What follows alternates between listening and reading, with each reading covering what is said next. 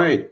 Um, Thank you so much for joining us today. My name is Gilles Esposito. I am the Chief Revenue Officer for the Gorilla Corporation, and I've spent a little bit of time in cybersecurity over the past few years. On behalf of the Tortora Breda Institute, which is the organizer of this event, I would like to welcome you to our roundtable event, The Dark Web and Why It Matters to Your Risk Profile.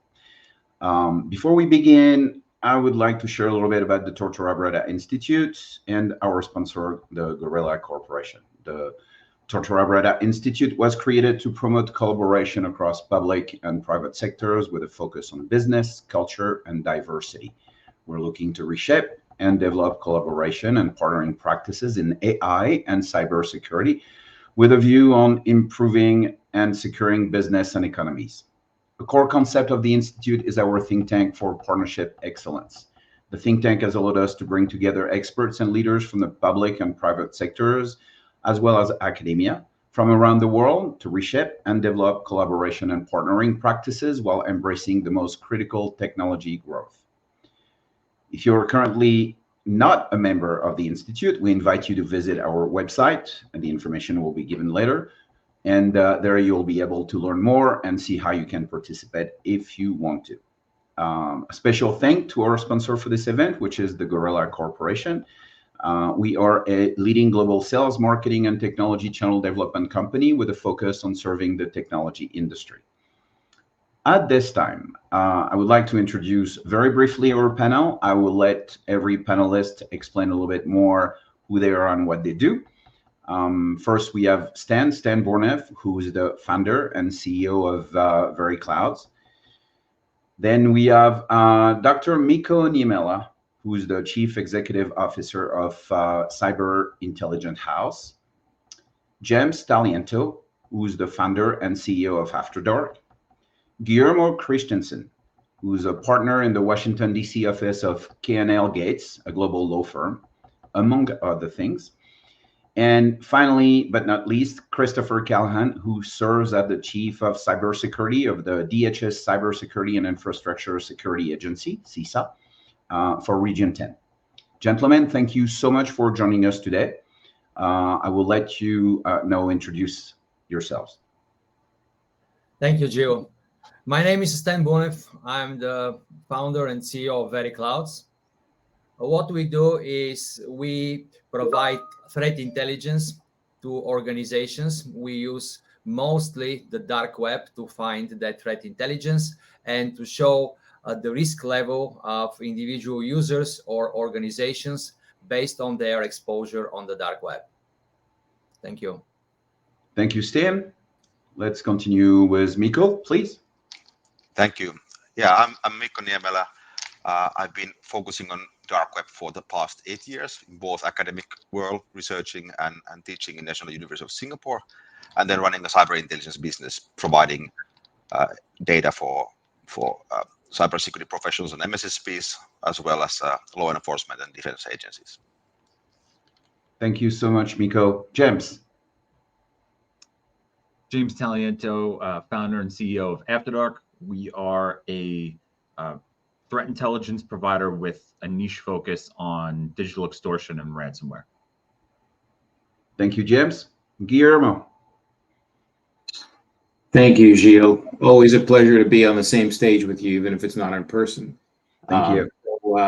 As Gilles mentioned, I am a lawyer, so I'm really on the dark side of everything here, just to be very clear. But before that, I spent quite a number of years in yet another area where the dark arts are strong, and that's at CIA, where I was an intelligence officer. Spent also some time with the U.S. Department of State in the science and technology side. And at K&L Gates, I lead our national security practice, which, among other things, involves very high-end cyber security matters. And I work with a large roster of threat intelligence companies, not only getting the information for our clients so that they can be better informed, but I also work with a number of threat intelligence companies to assist them in navigating the right way to collect information from these criminal forums because as you can imagine, you're dealing often with stolen goods, essentially, right? You're dealing with people who've stolen things or want to steal things, and that has some legal liability. So we'll talk about that, I'm sure, in the course of today's conversation. Absolutely. Thank you, Guillermo. Chris, the floor is yours. Good day, everyone. My name is Chris Callahan. I'm the Chief of Cybersecurity for CISA. We think security is so important, we have it twice in our name. So we are basically trying to defend against cyber criminals in critical infrastructure. So there's 16 sectors. Those are lifeline sectors that we use every day. And we're trying to get ahead of it with doing pre-ransomware notifications as well as entity notifications. So if we can get this information to private stakeholders or public stakeholders so that they can take action, then that's what we're trying to do. We're doing that through partnerships with Homeland Security Investigation, the FBI, as well as the U.S. Secret Service. So back to you. Thank you. Well, thank you, gentlemen, for this presentation. I'm going to kick it with an introductory question, which has to do with the dark web itself. What is it? How it differs from the regular webs and the regular web and the deep web? Can one of you start with this and have at it explain to people what is exactly the dark web? I'm not going to point. If whoever wants the mic, go for it. I'm sure you guys will. Maybe I'll start with the simple lawyer's perspective on this, and I do spend time there. But if you think about and there's usually a very nice triangle diagram that shows this, and the very tip is the web that most of us normally inhabit. That's the indexed above the surface web that Google, where all the information you would normally interact with is available.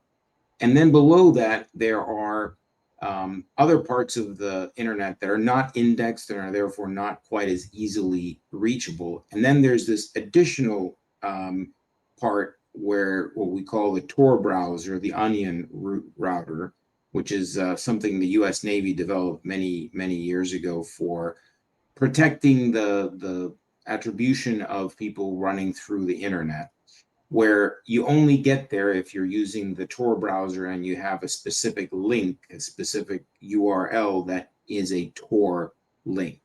And that's where most of the stuff we're going to talk about today is taking place. It's not all criminal by a long shot. There are many countries in the world where if you want to interact, say, with CNN or a news source, the only way you can get there is through a Tor browser because the government of your country censors you. So it's not to say it's all bad stuff, but it certainly is a good place if you want to do bad stuff to be, because it is more anonymous and less traceable. Anybody to quibble with that very, very high level? Yeah, basically the dark web is part of the internet, which provides an additional level of anonymity using different nodes and different methods so that the outside or the other side or anybody who can intercept the traffic would not know where are you coming from and who you are. And is it really that well protected, that anonymity you're talking about, that it's really, really hard to get to the source of who's doing what in there? From technology point of view, if you do certain things, it is relatively well protected. The only thing is that it requires there are humans and we make mistakes. And that's how everything falls apart. That's right. It's about the operational security and the cost and economics behind de-anonymizing the users and the infrastructure and the services that they're providing on the dark web.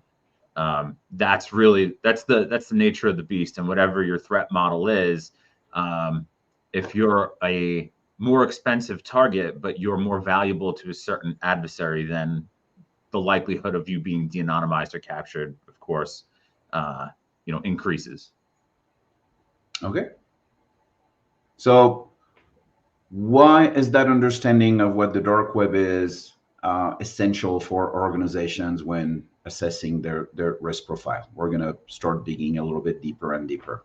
Why does it matter to understand the concept of dark web and everything around it?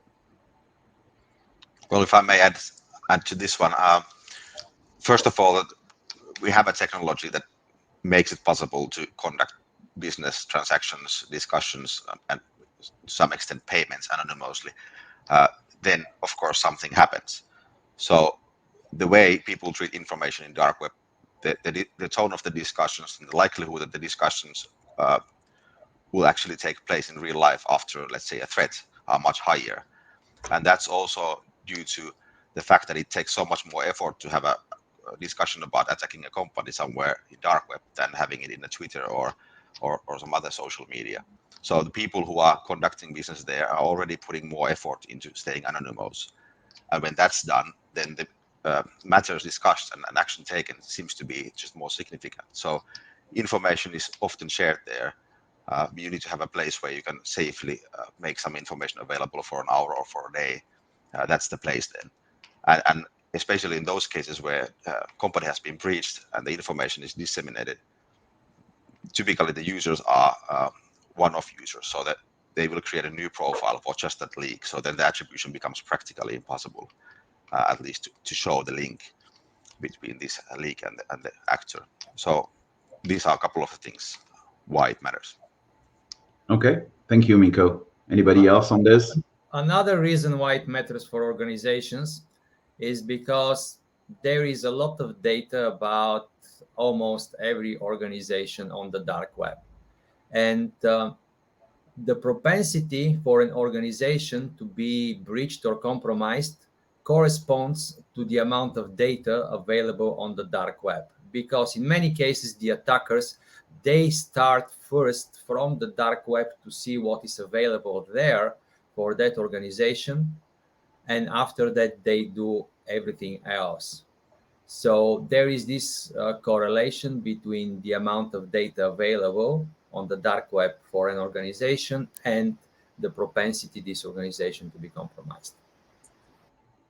I think that's a fair statement. I will say that for the most part, the availability of intelligence about a company's compromise or its vulnerabilities can differ tremendously in terms of the dark web. So there are a lot of what I'll call junk data sets out there that have been collected and amalgamated by the equivalent of data brokers who try to sell them off to anybody that's interested in trying to procure these data sets.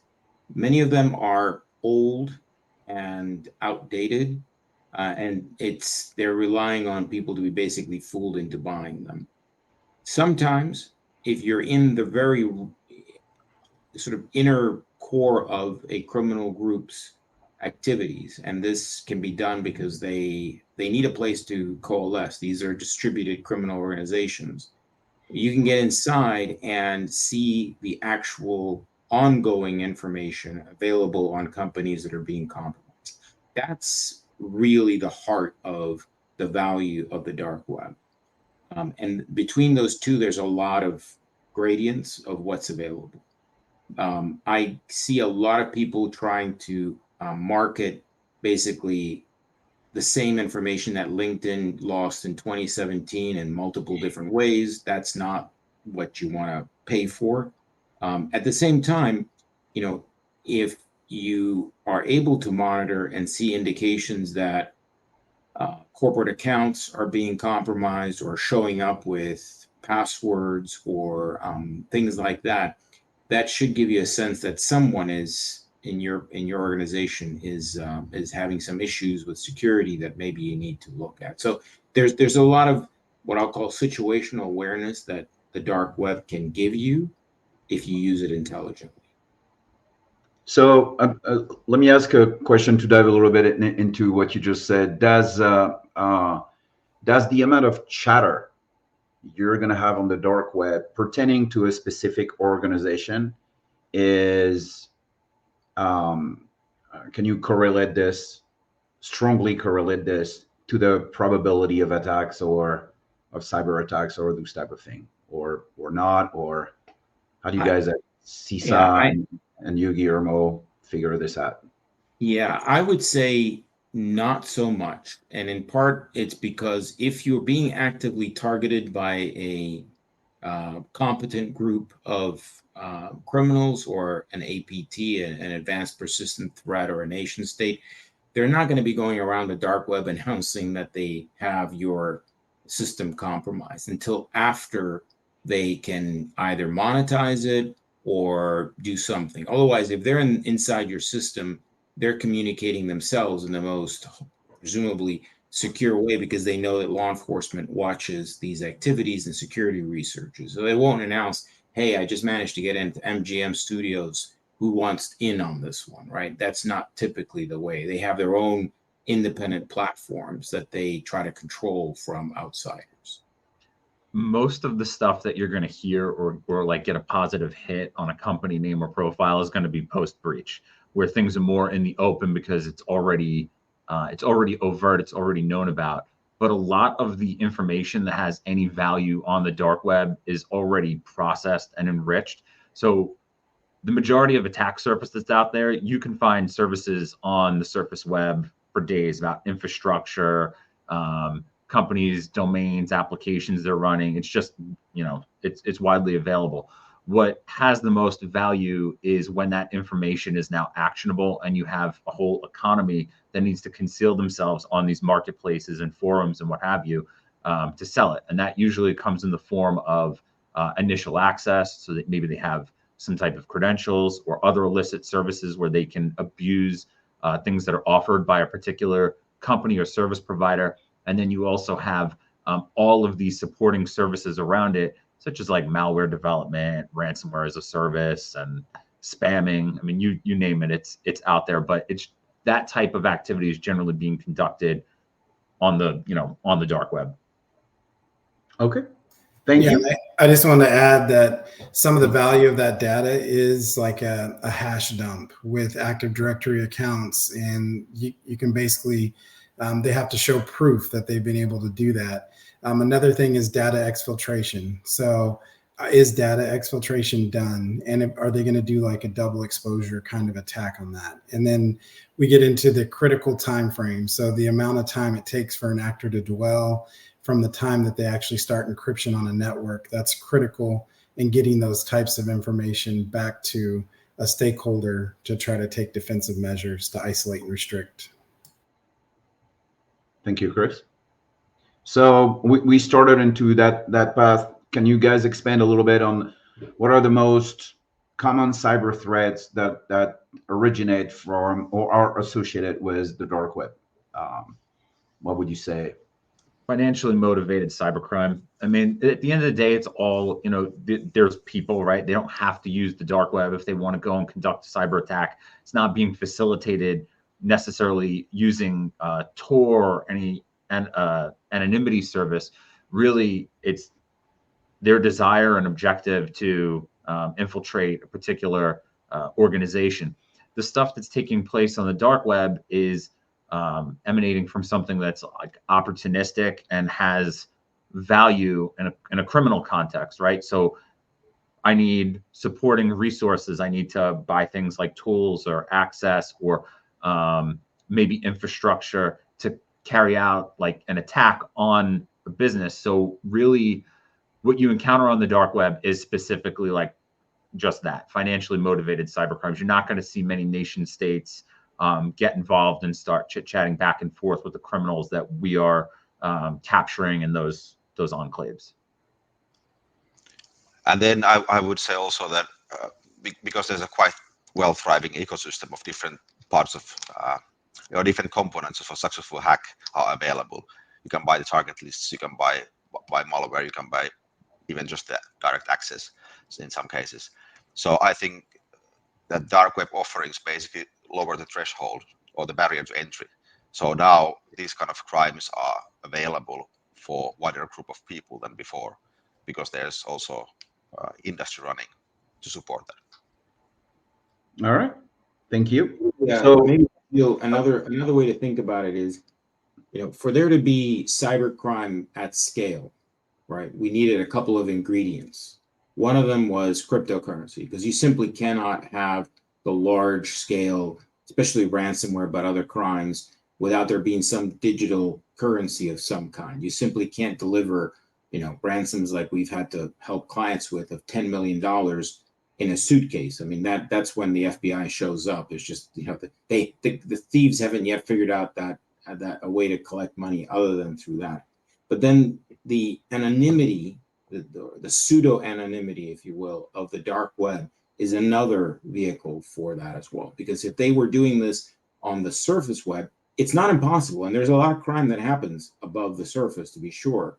But it's made much easier by having the ability to host these enclaves for crime, and be able to protect them to some extent from law enforcement and attract the wrong people. So those are sort of two ingredients that are kind of necessary for cybercrime to be at this scale. Thank you, Guillermo. Well, since James and a few of you have started to talk about it, let's move on to the marketplaces. So you started presenting some of the things you can get on the market on the dark web marketplaces is what I'm talking about.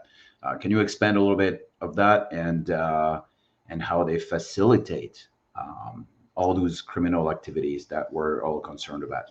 And then we'll talk about what measures are being taken to shut them down for the ones that are only doing this, I guess. So who wants to start with this? No one. I'll add a little color. Okay. So on in the marketplaces, generally it's like a forum, and you'll see auctions take place with specifically like access and things along those lines being sold. That's what you'll see in a cybercrime related marketplace. It'll be any of those illicit services or materials needed to carry out an intrusion. Most dark web marketplaces, for the most part, from in my experience, what I've seen are all drug related. There's a lot more of that activity taking place in more of a community setting than just the marketplace, which is like in like a dark web forum. But there's been recently there were discussion about a famous marketplace being closed, which I'm not sure it was actually closed, but Genesis. Genesis. And this is how is it structured? Is it this is a forum or this is an actual market? That's more of a marketplace. So there are there's information stealing malware or bots. These guys that run these marketplaces either operate that infrastructure, lease it, partner with other people to do it, and then it communicates back to a central hub, and then those bots are auctioned off or sold at a flat price for a certain period of time. And that would allow the customer, anybody who's purchasing, access to that bot for a period of time to impersonate the system that malware bot is installed on, capture the credentials, and when I say impersonate, I mean like actually send and direct their traffic from their browser through that bot, so that it's not picked up by like heuristics for advanced banking systems and security systems that have the ability to detect that kind of activity, and then also steal other things like cryptocurrency wallets, payment card details, etc. And there are a couple of marketplaces that operate like that. Genesis was one of the largest or the largest, but I think a lot of the things that we read about, a lot of the criminal activity that we read about related to digital extortion and ransomware specifically are a little higher fidelity, where those marketplaces were selling access to typical like home user services and online tools and resources. Okay. So what is being done from a private or government level to shut these down or to impair them as much as possible, so you can derail their activity or limit at least their activity? Is there any ways to do this? Is there any initiative? So since we're talking about Genesis, James, that's a good example. At some point it got shut down, or someone claimed that it got shut down. So what's the reality of that as well, if you don't mind talking about this?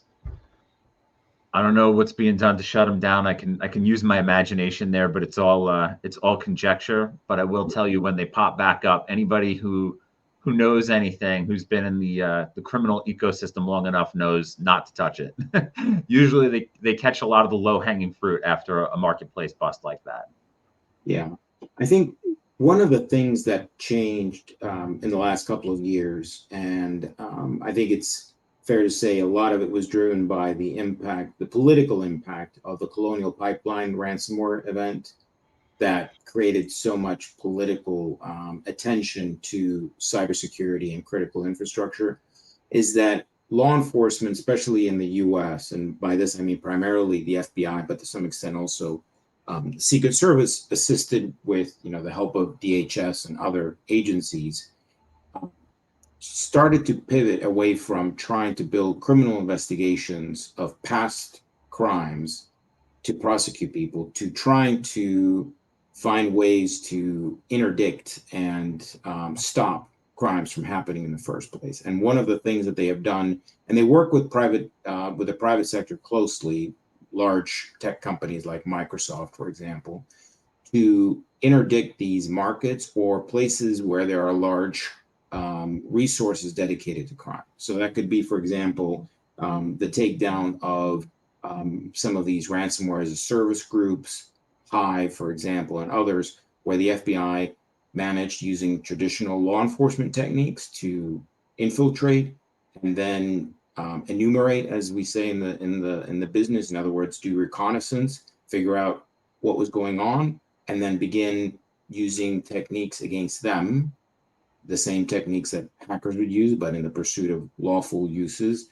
Get the information. In that case, the FBI was able to actually get the ability to decrypt the ransomware. And so if you are a victim of those attacks and you contacted law enforcement, which we do pretty much standard all the time, you would have been told, you don't need to pay. We have the decryptor, and saved yourself a lot of money.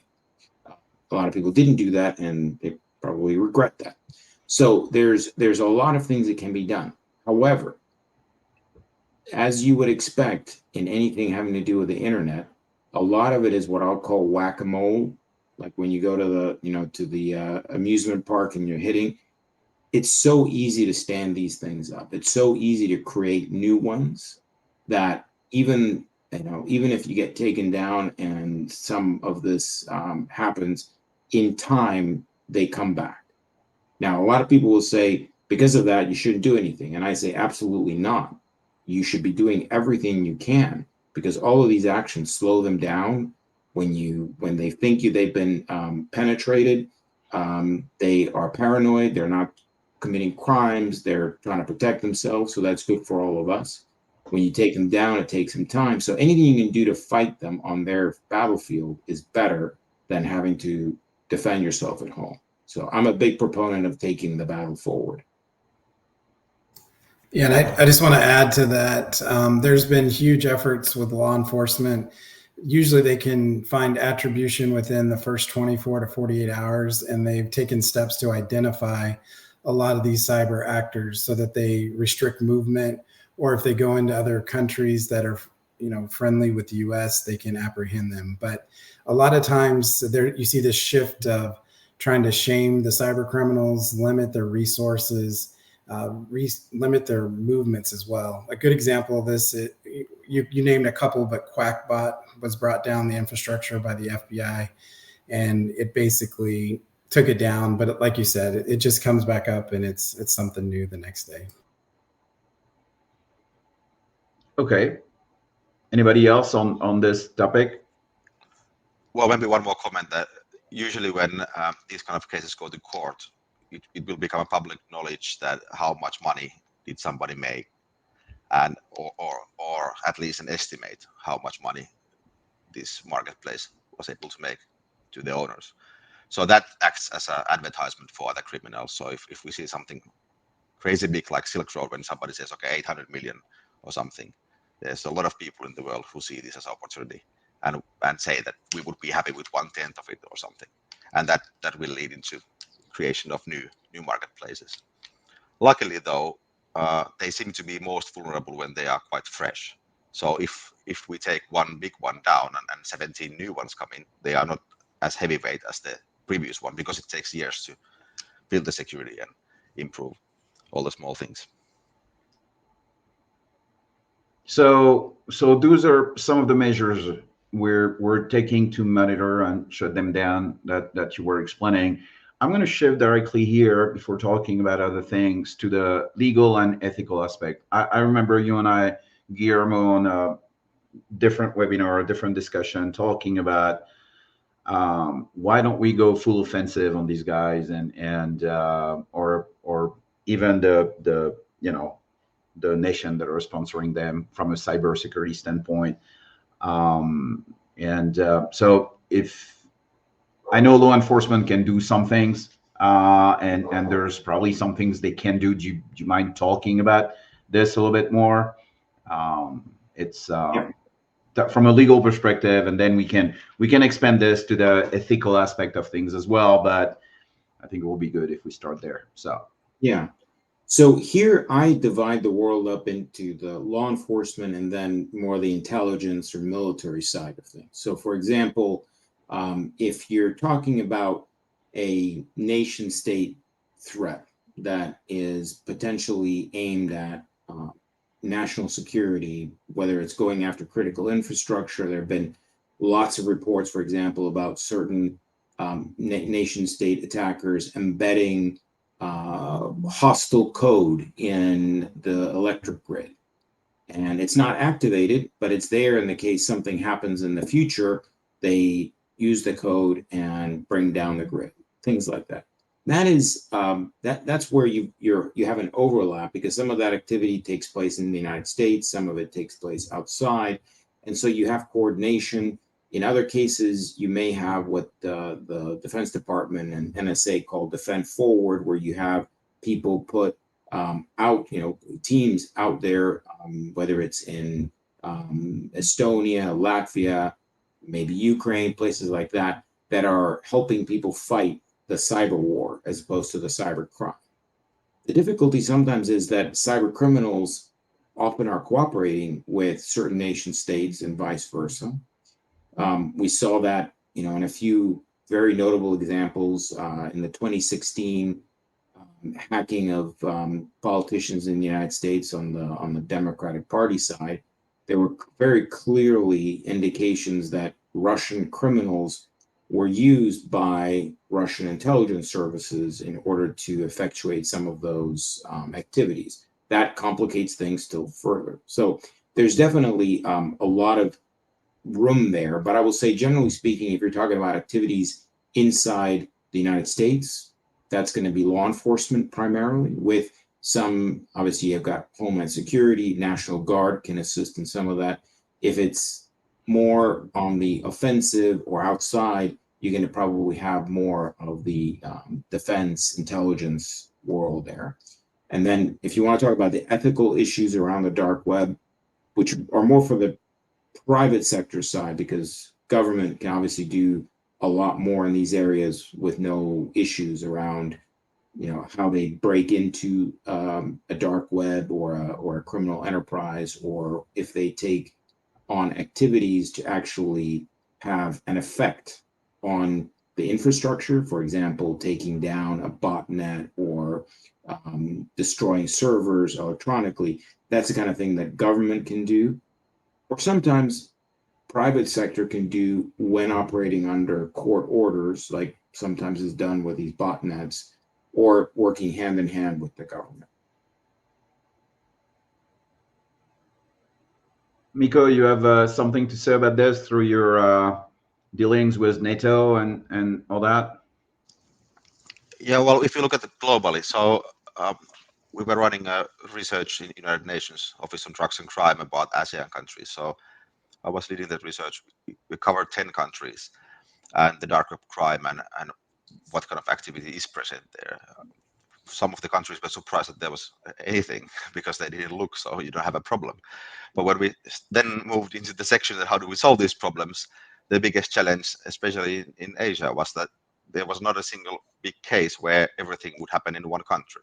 So you have to sort of try to interfere or intercept the whole process by cooperating with some other law enforcement from another country. And then it becomes just a practical question. Do we actually know anybody from that country? Because it can't be just the Ministry of Justice or something. It needs to be somebody who's actually doing the field work, who knows what to do with the dark web, how to collect the evidence. And that is like a day-to-day level tactical operations, and no memorandum of understanding or ministers shaking hands can do anything about it. So that's a nice start, but the real resources, who do you contact when one part of the syndicate is going to be overseas?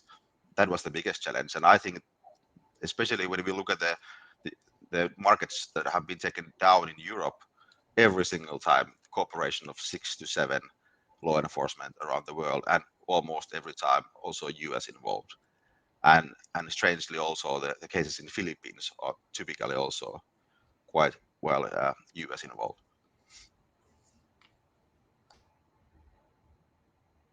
Stan, I see you talking, but you're on mute. I want to build up a little bit more on what Guillermo just said. We as the private sector, we cannot do much to retaliate or to go back after hackers. We had somebody on our team who was very passionate about it until we spoke with our lawyers. So we cannot do much unless, of course, we work with the court order. This is something that Microsoft did before, and they took down a number of botnets. But in general, this is probably something legally could be considered into the future, because currently what happens is you have an organization that has been breached, and then this organization cannot do anything about it. Basically, they just mitigate the situation, and that's it, which is something that is welcomed by all of those hackers, because they move to the next target and then to the next target, until, of course, some of the some of the government organizations go after them. But until that, they feel pretty comfortable to go after multiple organizations, because they know that those organizations cannot go after them. What's your take on that, Chris, about this stance? I mean, it's so. Is it frustrating? I mean, I that's how I perceive it, right? I mean, we're always on the defensive. The good guy. Yeah. Chris can go on the offensive. He can. Yeah, no, we do not go on the offensive. So I just wanted to state that we work with a lot of the federal law enforcement agencies. It's a point of frustration, and they're trying to take the steps to identify this. And I think that goes back into what we said earlier, where trying to take more of a proactive stance. So being involved in the dark web, being in the forums, being in the marketplaces, doing some activities there, and then sharing that information to try to take steps back with our stakeholders, our partners, private industry and public, to try to thwart any kind of attacks or anything like that. So the legal things are, we're bound by the U.S. jurisdiction. A lot of these threat actors are overseas. We don't have agreements with other countries to extradite or charge. I mean, it's a tough sledding. So you'll see a lot of trying to take them and take a person, identify them, and then put charges against them, and then you might not be able to prosecute for 5 to 10 years until they mess up. So it's a long game.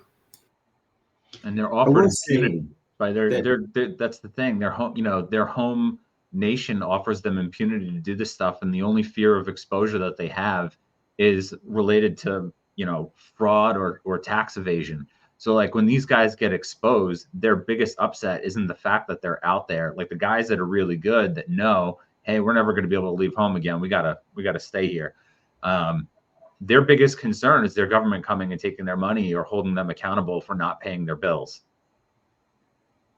No, I think that's absolutely right. The other thing I would just add is, back a long time ago, let's talk about decades now, when the internet was still young and sysadmins really controlled the world, right? There weren't very many of them. If you figured out that there was some source of obnoxious traffic coming onto your network, you knew who everybody else was, and you'd say, hey, is this you? No. Okay, you know what? Shut them down. And people would find ways to knock those people off the internet, and things would go back to normal, right? The good old days. We are now in a totally different environment. But that said, I think that first of all, I think that there's a lot more that can be done. And I think there's one of the most interesting areas of both criminal and internet law is figuring out pathways. So, for example, when the FBI took down some of the bad guys in the last year or two, the Department of Justice had some really interesting and creative interpretations of the way that they were able to access code, basically as a way to collect evidence. And by collecting evidence, they were able to force updates to systems, right? That was brilliant. I don't know. I think I know who the lawyers are, and they really deserve cash awards for that kind of thinking. That's the kind of stuff that people should be doing. And to Stan's point about, lawyers being very cautious about this, a big part of this, people thinking about, there's a lot of things you can do. Yes, there's a little bit more risk, but the upside can be significant. So when I work with security researchers and others in this area, I think realistically, we could talk about what is and is not legal or ethical in this area, but there are a lot of things that no one is going to look at you and think you're doing something criminal if you're trying to act in the right way. And that's the motivation is also a part of this in the business. And I think there's a lot more, like I say, both the government and private sector can do, and that we're going to have to do, because I'll tell you this, the criminals, they're innovating and they're picking up pace much more quickly than we are on the defense. So we have to get better and smarter. They're exploiting us. You look at every action has a reaction. The demands, the ransom demands have increased tenfold. They're just enormous. They're generally in the millions now for a fairly decent sized, company. And I think one of the things that's a big proponent of that is, underwriting, right? Underwriting large cyber insurance policies. And these guys will first get in and grab that documentation and reference it in a negotiation. And they know exactly what's up. They know that they're going to get paid if there's a policy in place, and they'll know exactly what they think they're entitled to and what that carrier will pay out. And they also know how much damage they need to cause or how much inoperability they need to inflict on that target organization in order to get paid. So there's a lot of things that we do that, as beneficial as we see them, they also work against us. But I think I'm a big proponent of what Guillermo is saying. I like and support legislation around active defense and hackback if it's done with guidance and guardrails and in the right way. But I think it's time that, we put our fists up, because otherwise we're just sitting ducks. So is this moving forward? Do you guys notice an evolution in that specific thing you just said about being proactive and having the ability to fight back rather than just mitigate? Yeah, so I'd like to weigh in on this. Like the old thought that we're a castle and we're protecting at the endpoint devices doesn't work anymore. We need to be able to operate in a contested environment. We need to be able to hold functions. We see so many times where we have flat networks and there's no network segmentation. So if something happens in that environment, it crosses the entire network. So I think moving forward, future trends is breaking our networks up into smaller pieces where we can defend it. It doesn't impact our overall operations, and we can be more resilient in trying to make operations go forward. And like JT said, that they know exactly how much they need. They know who has cybersecurity insurance. They ask for that exact amount. They do their homework, and they're really, really good. Yeah, I would say that, to Chris's point, there is no question in my mind that the first priority everybody should be focused on is making it as hard for these guys to break into your system and steal your data or bring your network down. If you're not doing, the certainly not just the minimum, but have best practices in there, you're making everything much more difficult for everybody, right? Because if eventually we all get to be pretty good at it, there's going to be less business for them, and they're maybe go and do something else. There's a lot of good things they could do if they dedicated their brains to it. So. Yeah, don't be lazy. Don't transfer the risk to an insurance policy. Put in the work, and it'll pay off. But a lot of organizations don't have the means to do that. That's and it's not only the big gigantic corporation that are being targeted on a daily basis. You have a lot of mid-sized business who have probably zero experts. There are red teamers that understand, all an attack is structured and how they're going to hit and where and why and how. They have your traditional, IT team, so blue teamers that are doing the network, a little bit of security and all that type of thing and all that. Of course, they can go to MSSPs and say, hey, can you take care of my security? But this is costly, right? So where I'm getting with this is before you implement the things you guys are talking about right now, you need to have a good knowledge of what can be done and that type of thing. And so I'm gonna switch gear here to information sharing, right? And what are good advices for, we're going to mix everything a little bit. It's not in order anymore, but that was to be expected. So I'm sorry about that. But from an educational aspect and an information sharing aspect, what each and every one of you can, advise to start putting some of the people from the audience on the right track to say this is where you get going, right? I mean, we've explained the dark web. We know what it is. We know there's a lot of activities going on there from, credential selling, but way more than that in the way that those organizations, and I remember Guillermo talking about this much in depth, explaining how well organized they are, how they can help each other, how they've completely grasped the concept of partnerships. And this one is very good at that. And they have HR department, they have finance department, they have all those type of sub-organization or cross, functioning organization. They work with each other and all that. So, okay, they know what they're doing. As Chris was saying, they're very smart. That's fine. We can go after them as actively as we would like to. What's left? Well, being well educated, I believe, and knowledgeable and all that. Where do I get this information? What are the right tools or organization or methods for me as a mid-sized corporation, let's say, to be able to do what you suggest, Jem, is not to be lazy, not just rely on my, cybersecurity insurance and do something that once reduces the attack surface. Chris touched about something like segmenting your network, for example. That's a good thing, right? That's number one. But there's probably other things you need to do that you're not aware of. Where do I become aware of all that type of information? What are the good ways to do this? So let me just start first.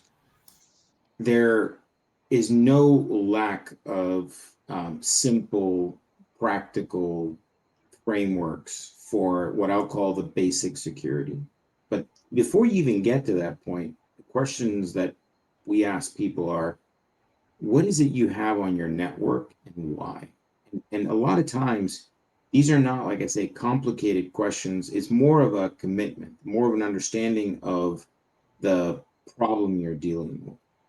And I think there's still quite a few people who don't really believe that this will ever happen to them, because that's unfortunately the first thing that people tell me when I'm brought in as to help oversee an incident response is, we had no idea something like this could happen. And I'm like, well, I understand, but it's been on the front pages of the newspaper for quite a long time, and people just like you have been hit, and about this. So there's that fact. The sharing of information is, I actually wanted to touch on the way in which companies can share information among themselves and with the government.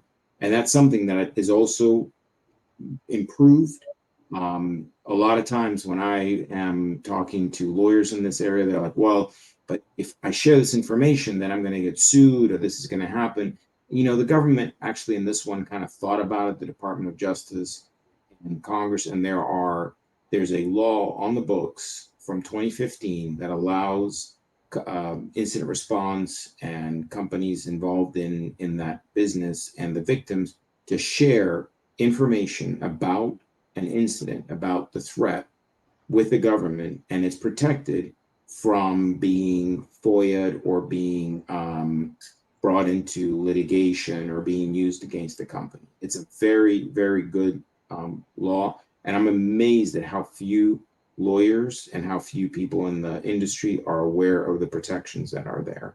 I actually so I teach a class to chief information security officers at the FBI Academy, and that's probably one of the most important things we talk about is how can you do this without having your lawyers, you know, get very unhappy that you're sharing this information. And I say, look, give them this, let them read this, and then after that, ask them why there's any issue. So I'll stop there. Yeah, I wanted to also add there was a Cyber Incident Reporting for Critical Infrastructure Act of 2002 that is currently in the rules making process. And what that's going to do, it's going to allow information sharing and collaboration across all critical infrastructure areas and reporting of even when you do pay a ransom. So there's also protected critical information, infrastructure information that is in place for PCI.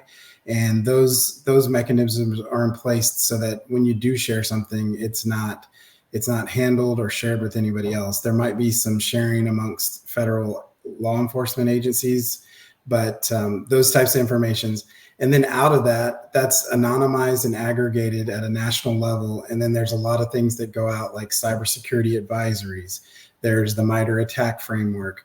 There's MS-ISAC. So if you have a specific critical infrastructure sector, you can get signed up with an ISAC and they'll provide you like CERT response.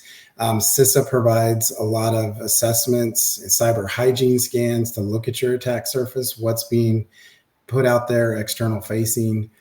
There's just all kinds of tools out there at no cost. If anybody's interested, please let me know. We could probably provide a whole list of those where you can, help the resource constraint, small to medium-sized businesses on the private side and the public side. But there's a lot of information. I know a lot of time we get information overload or fatigue. And where do I start? I think just start by reaching out to CISA, which we're non-regulatory. So we're not going to report anything back. We don't have any reporting requirements. But if you start with CISA, then they can open that up and try to work with you to make yourself a little bit more resilient with networks. Thanks. Thank you, Chris. Thank you, Guillermo, and everybody. Moving on this idea, I'm sure you're going to get a few phone calls, Chris, in the near future. But beside what we just discussed, is there, so I know there is a number of tools out there that can help you do this and all that. So what's generally available on the marketplace that any decent IT team should maybe have within their organization for basic hygiene when it comes to doing what Jim suggested, which is not to be lazy and do a bare minimum of things? So probably I want to add something before we go into the tools. It's very important, the framework of mind, how they should think about protecting their organization. One way that Chris just mentioned, and to some extent Guillermo, is to talk about first the actual infrastructure and protecting the infrastructure. The other aspect that is very important is protecting the credentials to log into that organizations. Because what I see is that hackers, they don't hack in, they log in. And what we advise our customers is to think about three particular vectors. The first one is, of course, credentials that they generate with their customers in the normal course of business. The other one are the credentials of their users that they have with other organizations. For example, your customers having business with other organizations. And in order to protect those, there are different ways to exchange security signals between organizations. For example, one way to look into this is OpenID Shared Signals Framework, which framework allows organizations to exchange signals. Think of Google finding out some Gmail account is compromised. It can notify Walmart where this account has been used for retail purposes. So there are those one-on-one communications. And the third one, of course, is to get threat intelligence information from a vendor such as VeriClouds, which can provide all the information available on the dark web about that organization and allow the organization to take an action and remediate that particular exposure. And I would add that it's also a question about maturity. So if you have nothing, you shouldn't start from the highest end threat intelligence. So fix the basic things first, and then move to the service that meets your maturity. And one kind of a test for yourself is that when you are training your own stuff, because your defense will rely on a big part on your own stuff and that their cyber awareness training, what kind of examples are you giving them? So if your examples are not from your own organization, then you are not really seeing what's happening, because nobody really seems to respond well if you say there was a company like us and they had this. It's better to say this is what our help desk received this morning, and luckily we didn't click, or we did and then this happened, because then it's close to home. Yeah, I want to second that. It's very important, the training, because there is always somebody who is going to click on that link. That link that will do the damage. I like what you said, Stan. Hackers don't hack in; they just log in. Yeah, I think that was a very good one. Anything else about that specific topic? I'm sure there's more that can be done, but we're looking really at helping organizations that don't necessarily have the end all be all IT team with red teamers, blue teamers, and so on and so forth. So really a basic, healthy, clean approach to where do I start with this, right? Where do I, and the topic of today is on the dark web. Granted, we're diverging a little bit because there's a sequence here, and all things are linked together. So talking about that, is there any scenarios or actual case studies that you guys can share where an organization risk profile was significantly affected by activities on the dark web, by whatever it was? Can you guys talk about something? And you don't have to reveal any specific names or anything, of course, but I think we're becoming more desensitized to the individual organizations that are being targeted, which is great leverage going into these like different intrusions that occur. Like you look at MoveIt, for example, with Clop, there were so many organizations impacted all at once that there was some camaraderie there where folks felt like they were in it together and became desensitized, where the majority of organizations negotiating with them decided to just step away, which was actually a great outcome.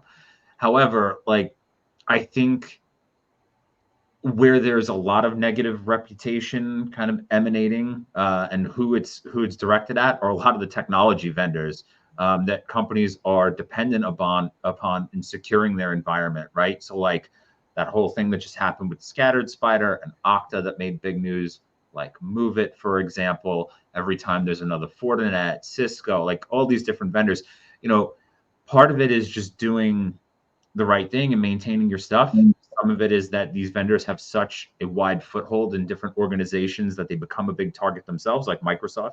They get a bad rap, but the reality is they have some of the best security out there, and they respond really well to security issues within their platform, within their products. But I do think that they bear the brunt of it. I think most organizations that are concerned about their information surfacing and whatnot on the dark web have began again to become desensitized. And I'm noticing that when they do end up going to payment or making the decision to pay, a lot of it is around, for the most part, around operational impact on that business and the inability to recover. Yeah. Also, if we look at the big numbers, it's like 1% of the companies don't have exposure in dark web, and 10% of companies don't have something that is making the attacking much easier. So this is really something that touches everyone.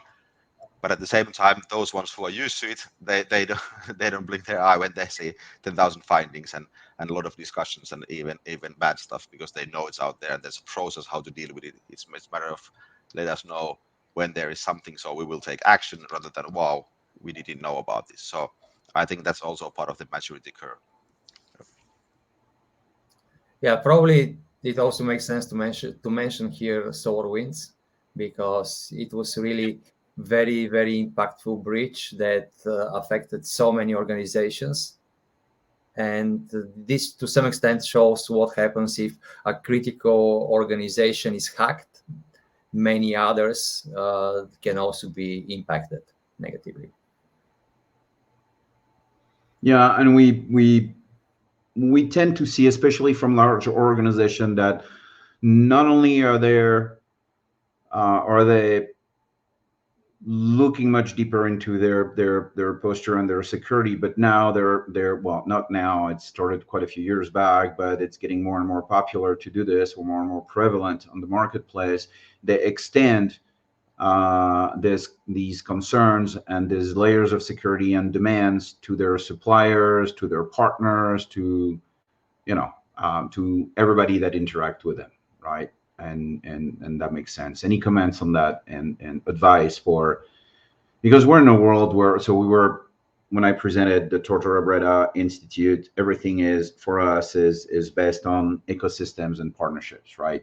In this day and age, it's extremely difficult to be able to do anything just by yourself. It's always good to have partners, people that can reinforce you here or there, and vice versa. And it's getting more and more complicated, and everything is connected. When you have situation like SolarWinds, for example, or an MSSP being hacked, and you can imagine the potential damage to all their customers and everything that they're connected with, right? Any particular advice for a smart organization on how to prepare for that, and or how to look at it generally? Overall, I think being held accountable is an important thing. And generally across, like, I would say, the compliance landscape, there's a lot of opportunity for people to just do things like questionnaires and not actually take action, but just enough. And I think you need to consider that your actions have an impact on your customers, on your business, on your partners. So take those things seriously. They're not just there for you to use as marketing propaganda or to check the box and stay in business. It's also to protect those that depend upon you in your capacity as an organization doing business. Right. The other thing I would say is, if you have the spare 30 minutes or so, go find the SEC's complaint against SolarWinds, and particularly against their chief information security officer. Obviously, the facts are to be determined, but there is an enormous amount of context and narrative in that I will be recommending it to my public listed company clients and private as well, that if you want to understand how to get into trouble, have conversations like these, ignore security the way that they apparently did, do things this way, and you will end up either with someone breaking into your system and or the government showing up to think about prosecuting you, at least enforcing some of these laws. It's very, when you see facts like that, which again have to be, are going to have to, they're going to go to court and they're going to defend themselves, but it's not a good story. And it comes back to Gilles, to your question about, what can companies do? Well, there are a lot of companies that could do a lot and they're not taking it seriously. And that I think remains still an issue that I'm sometimes very surprised to hear people say, I don't think this will happen to us. This is something that happened to someone else, or it happened once before. It's not going to happen again. And I tell people, this isn't like lightning, it doesn't strike, more than once. No, this is like being in the water and a little fish took a bite out of you and now there's blood, and now the big fish are coming, right? This is a business you're fighting against. So as seriously as you take your competition, you should be taking these people very seriously. Thank you, Guillermo. Well, let me pivot a little bit to, we got 25 minutes left. Let's look in the future. How do you guys, so that's open question for everybody. How do you see, and I'm going to go back to the dark web, how do you see the dark web evolving in the future? What is your vision, your prognosis? Dark or light, doesn't matter. How do you guys feel this is going to turn out? Yeah, I think that dark web is going to be the place in the future as well, where information sharing happens in the criminal world, in the criminal context. I think what we're going to see also is to have a new type of analytics, because new type of information is being leaked, like the example of this InfoStealer malware, which were eventually sold in Genesis, but that data type was URL, username and password, and then active cookie session. That didn't exist 5 years ago. Then we were looking for more like a password dumps, and same things. There's going to be a new ways of authenticating into systems, and we're going to see this kind of information being leaked, and whatever becomes the latest greatest technique that will be seen in the dark web as leaked or breached data. So we will see the same place, but it will evolve in terms of the data will look very different in 5 years, and there will be different analytics that we can draw from it because it evolves. I would also add a little bit of an evolution away from the dark web. Like I think it's going to expand, and just as Miko said, it'll be the place. But I think there's a lot of I would say development being done in terms of automation, where you're seeing a lot of shops or businesses that were operated by a single or small group of individuals taking place on the dark web have now moved over to things like Telegram, where they can automate sales and product delivery, and there's a lot of open communication and closed communication taking place on there. So some of the things that were taking place on these forums has now shifted a little bit and moved over to Telegram, quite a bit actually.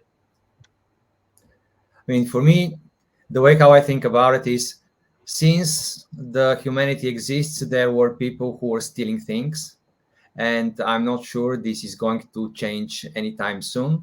Now we're living in the digital age where many of the things are not anymore physical. Many of them are digital. Our documents, our secrets, our IP, information, everything. I see that this will continue because the dark web is just the channel where all those stolen digital goods can be monetized. In terms of something that was very specifically interesting for me the last 5 years, for example, is how much the dark web became customer-centric. You can see now some of the marketplaces, they look like Amazon or any of those websites. There are stars you can rate the specific vendor. Some of the vendors, they are very nice, they very cordial, and definitely not the people that you see on most of the materials for the dark web, with the person with the hoodie. And this for me is a myth, especially when you think about some of those people that are outside of the US. Some of them could be just people like me and you. They graduated CS or anything else. They were not able to find a job or for some other reason, and they networked with some people with bad intentions to work for them. And that's how some of those dark web marketplaces started. Some of Spot those on, Stan, and I fully agree. The customer service is so much better in dark web. If you need to have complain anything about the product you received or didn't receive or change the schedule, it works flawlessly, because there's a reputation that the vendors need to protect, and you are as good as your last trade. So it's an interesting component, but it seems to work there better. and mechanisms to protect the sale. There's usually like guarantors and escrow services and whatnot. So it's pretty mature. Like you're a criminal doing business amongst other criminals, you are pretty well protected if you do it the right way. So if I have to predict, the dark web marketplaces will come closer and closer to what we see on the open web. Yeah, also because everybody is anonymous, and you can't really rely as much on partners as you can in the clear web, because you can't really reveal who you are. There's a lot of innovation coming from dark web, and some of the best security features are actually have been implemented in the dark web first, and there's still some left which I haven't seen widely used. So one of the biggest paranoia in dark web is that somebody will steal your market and make it look like exactly like yours, and let people log in, and then you actually take their credentials and you go to the other market and then access the money. So for example, these markets have implemented a welcome string, which is a text phrase that you choose. When you log in, that system will authenticate itself by telling you that, hey, welcome rubber ducky, or whatever you want to type there. So in that sense, these protection mechanisms are more modern than in some online banks, because when you go to your bank website, it might have changed. They send you 7 emails saying we changed our brand. You have no clue whether it's true or not. And then it has a new look. But if it would also tell you welcome rubber ducky, you would know that it's still your bank. So these kind of mechanisms will keep coming from dark web. So it's not just bad, but there's a lot of innovation happening.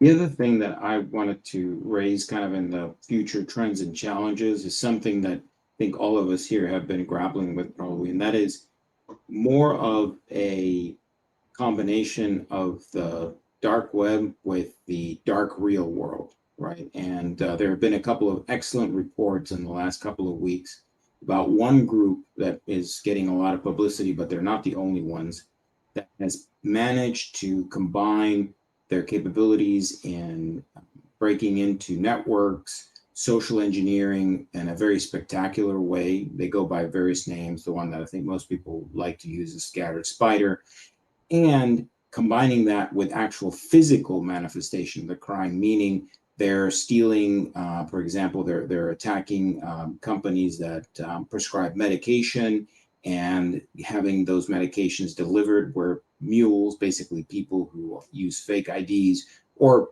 stolen IDs, go pick up the controlled substances. There's lots of manifestations of that. That's an interesting development that tells you something about how this market is maturing, because traditionally the beauty of this kind of internet crime is people are not easily caught because they're often outside the immediate jurisdiction. I think, like Chris mentioned, a lot of these criminals are in places where we're not going to get extradition from them. But if they're here, if they have to have people going to ATM machines or going to a CVS to buy to get the medications that they're going to sell, they're here, and that's a different problem set. They're also violent, which is something else that you don't normally see in cybercrime.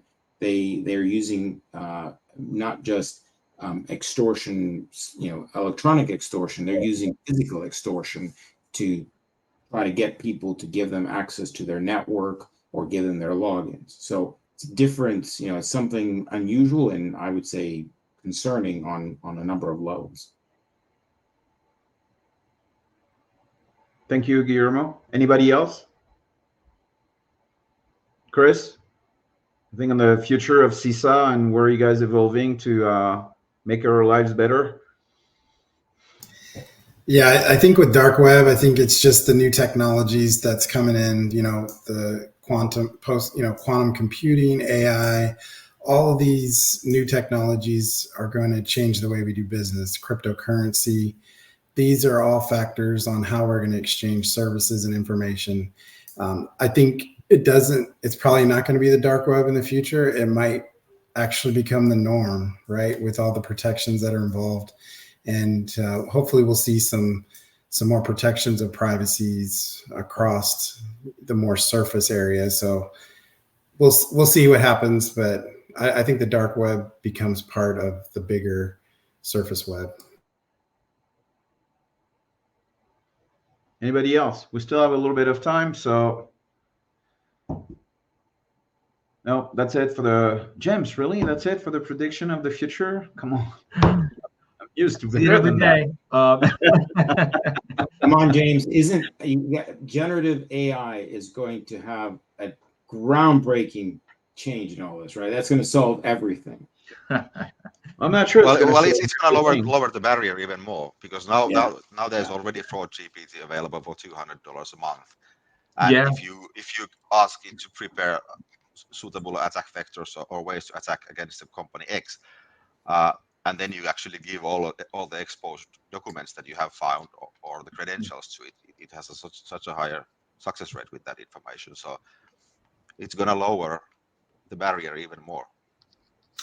Yeah, that's actually a very good point. On the dark web, I see a lot of new services that can do attacks on your behalf. For example, DDoS attack. You just say which is the URL or which is the organization, and somebody else will do it, like DDoS as a service. There are so many service-oriented services that I would see more and more, which what will happen is going to bring down the necessity for people to know how to hack an organization. And also to Chris's point, I agree that the dark web will become more mainstream. I see, for example, 7-8 years ago, there were very few people who were going on the dark web. Today, so many more people know how to do that. If you go on YouTube, you can find a video about it, how to do it, and really the barrier is so much lower. And as Guillermo was mentioning, not everything is dark on the dark web, right? I mean, there's a lot of forums and information that are not even criminal. But those people prefer to operate from there because those discussions are sensitive or that type of thing. Now, going back to your joke, Guillermo, about generative AI is going to fix everything, I'd like to bounce on this on a second with something that Chris said a second before, because now I think when you're going to combine generative AI, and I'm talking here writing code, for example, with quantum computing, you may have, one thing I'm thinking is you may have a speed of execution from, first of all, you may have a capability to gather information from the dark web, or if it evolves towards a more mainstream, more, surface web and all that, gathering information is going to be much quicker. Gathering information is where you start your kill chain, right? And finding, all the information we talked about, including information to define whether or not this target is suitable for my need as a hacker or as a bad actor, based on their insurance policies or this or that, right? How much are they covered for, and so on and so forth. And then everything that goes from here, what we've noticed, so we being a bunch of people evolving in emulation of attacks, company I was working for before, was doing this, and noticing the time it takes from the moment they start targeting an organization to the time they actually are in and start either encrypting and or exfiltrating information. That over the past 10 years, this period of time has shrunk significantly, right? Giving you, when you start having your not indicator of compromise, but indicators of attack, much less time to react. Right. So hence why I believe information sharing is more and more important, and reacting on this information, as James was talking about, not just, paying your insurance bill and you're happy you're protected. So I see since we're always behind, as you were mentioning, Guillermo, right? I mean, these guys have the first move, right? The bad actors have the first move, and then we react to that. And then they have the next move, and then we react to that, and so on and so forth. Very often, till we get a more proactive, we're going to put it in your court attitude, but which needs to be supported by legislations and all that kind of stuff, right? Till then, they have the first move. When they're going to have the first move, and now their window of operation from inception to actual encryption or exfiltration is going to be in minutes instead of weeks or days or even hours, that's going to leave us a little bit less time to react, right? And that's where I'm a little bit panicky about all this. Yeah, Gilles, if I may, so you said something that I want to stress, because a while back, I remember having a conversation with someone who was a very big proponent of the power of AI in the cyberspace. And as you know, we have a great effort that we've had underway for many years through with the support of Tutora Breda for a national level information sharing organization for cybersecurity and AI. And James has been involved in that as well. Yep. But one of the things that was interesting to me was this thought that, tools like generative AI and others would give people who write code the ability to go and audit and understand the weaknesses in their code and be able to get ahead of that. And that sounded wonderful. And then I put on my intelligence officer hat, which is really not about the technology, it's about people and how things actually work in real life. And I said, that's great. So you're going to know that instead of, having 30 vulnerabilities, or 30 CVEs that you haven't fixed, you have 500. But who's going to fix them? Mm-hmm. Because the problem in this is often not a technical problem. It's a governance issue. It's an organizational focus on the things that matter. I do know that the bad guys are going to take that tool that you were going to use to audit your code, and they're going to do the same thing, and they're going to focus on that one vulnerability that opens all the doors all the way to the main target that they want. That's the challenge, is this lack of equilibrium between the attackers, their motivations, their focus, and the defenders, and that worries me. I know that it worries you.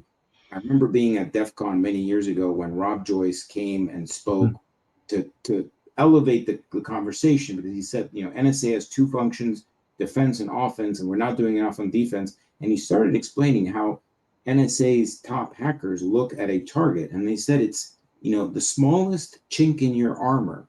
We're going to find it, and we're going to get in, and we're going to know your network better than you know it, because we spend a lot of time studying it. And that's the fundamental problem that I see over and over again, is this imbalance between the two sides.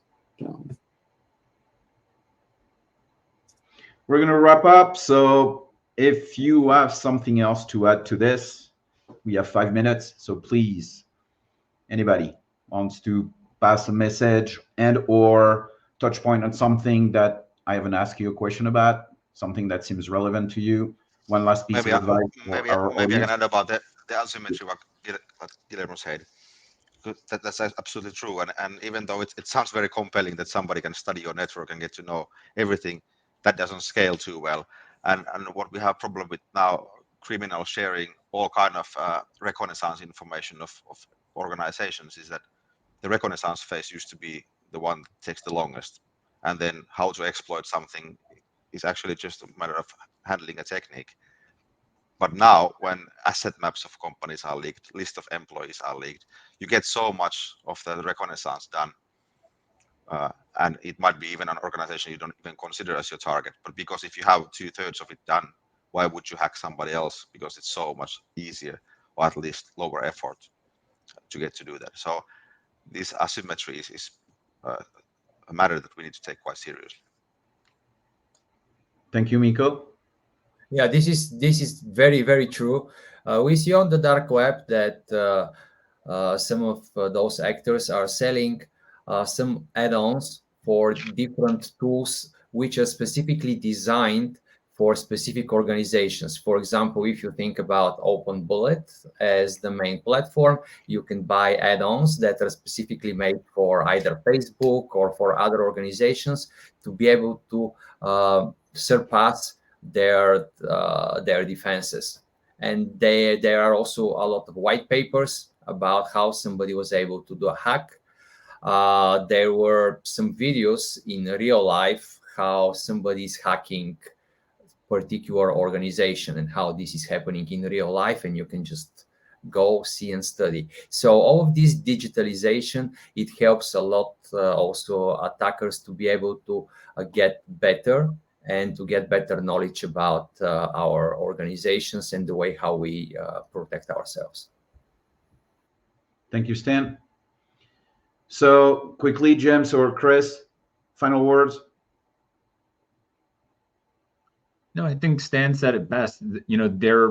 These people out there, these attackers, they're using IT tools, so they're IT admins that know your network better than you. And if the moral of the story is that you need better IT, you need to know your adversary, you need to know yourself if you want to protect it. And I think that's the most fundamental thing you could do before you go investing in products and intel and anything. It's know what you have, know your surface area, know your profile, and know who's going to get it.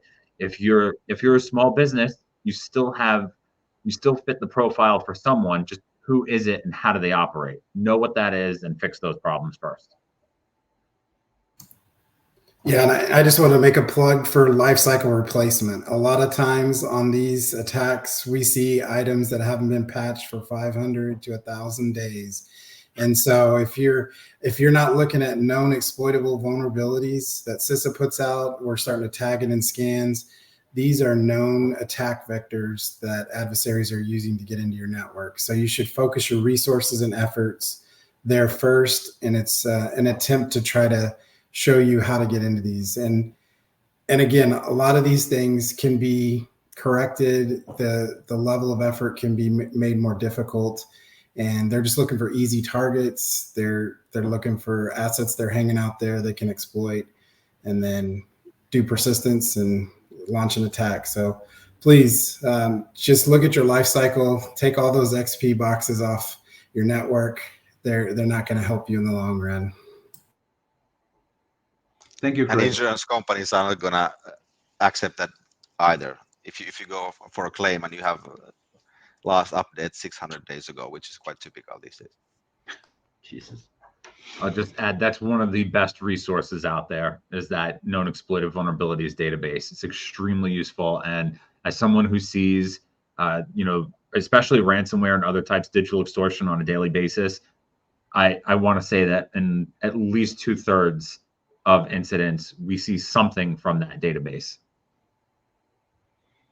I think it's a little higher than this, James, from what I've read recently, but it's still out there. And still, as Guillermo and some of you have mentioned, the awareness and the belief that lightning is not going to strike me, and if it does, it's only lightning, it's not going to strike again, is still out there. But anyway, I want to thank the audience for attending today. I hope this was useful to all of you, or at least some of you. I also want to thank our panelists. So thank you, Guillermo, Miko, James, Stan, and Chris, who represent different aspects of this digital world we live in. And beyond just sharing their knowledge and wisdom about all this, also spend every day, day in, day out, trying to make the digital world and our lives a little bit better. So thank you, gentlemen, for doing this. This is recorded and will be available on our YouTube channel, as well as our event page on tortorabreda.org. And I believe you will see slides with this information coming shortly. So thank you. Have a good rest of the week, and we'll see you later.